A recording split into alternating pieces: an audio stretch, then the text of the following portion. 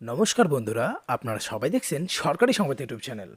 বন্ধুরা, অবশেষে কিন্তু আজ শপথ গ্রহণের পরই মুখ্যমন্ত্রী 15 দিনের লকডাউন জারি করেন।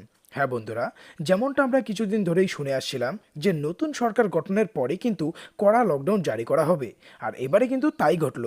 করোনা সংক্রমণ ও মৃত্যুর মিছিল বন্ধ করতে মুখ্যমন্ত্রী প্রথম দিনই 15 দিনের লকডাউন ঘোষণা করে দিলেন। আর যেমনটা আপনাদের মধ্যে অনেকেই হয়তো জানেন যে ইতিমধ্যে কিন্তু সুপ্রিম কোর্টও দেশ জুড়ে লকডাউন করার কথা বলা হয়েছে। আর যদি আপনারা গত 24 ঘন্টা করোনা সংক্রমণের কথা শোনেন তাহলে কিন্তু আপনারা নিজেরাও বলবেন যে খুব শীঘ্রই লকডাউনের দরকার। গত 24 ঘন্টায় আমাদের দেশে নতুন করে করোনা সংক্রমণ হয়েছে 3,82,000 জনের শরীরে, আর আমাদের পশ্চিমবঙ্গে নতুন করে করোনা সংক্রমণ হয় 17,643 জনের শরীরে।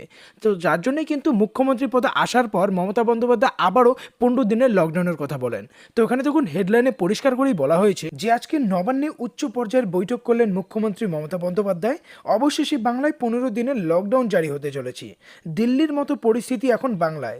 লকডাউন ডাকার ব্যাপারে কি বললেন রাজ্য স্বাস্থ্য দপ্তর ও নবান্ন, সবটাই এখানে পরিষ্কার করে বলা হয়েছে। তবে তার আগে আপনারা ভিডিওটিকে কোন জেলা থেকে দেখছেন সেটা কমেন্ট বক্সে জানিয়ে দেবেন।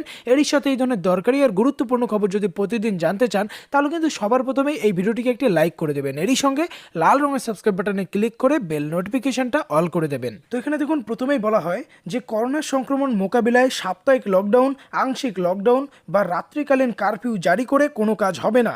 15 দিনের লকডাউন জারি করা আবশ্যিক, এমনটাই জানালেন আজকের নবান্নের বৈঠকে মুখ্যমন্ত্রী মমতা বন্দ্যোপাধ্যায়।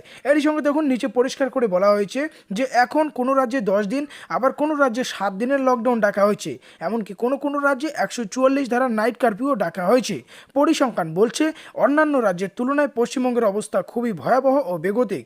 অন্যান্য রাজ্যের মতো আমাদের রাজ্যেও কি লকডাউনের পথে হাঁটবে, এই প্রশ্নটা এখন অনেকেরই মুখে।